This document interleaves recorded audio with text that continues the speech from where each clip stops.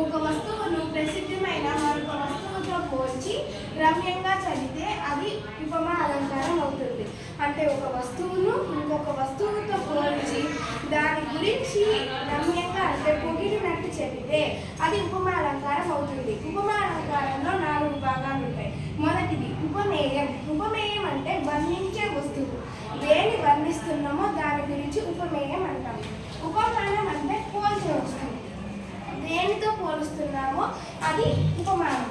ఉపమావాచకం అంటే ఉపమేయానికి ఉపమానానికి మధ్యలో సంబంధం ఉంటుంది కదా, ఆ సంబంధాన్ని ఉపమావాచకం అంటాం.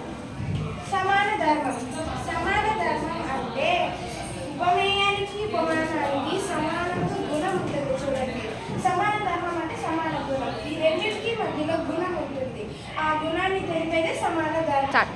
ఉదాహరణ, రాముడు భీముడి లాగా బలవంతుడు. అంటే రాముడు ఏమవుతాడు ఇక్కడ?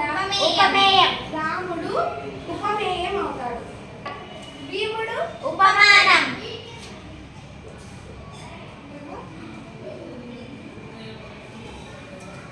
మరి లాగా అంటే ఉపమావాచకం. ఉపమావాచకం.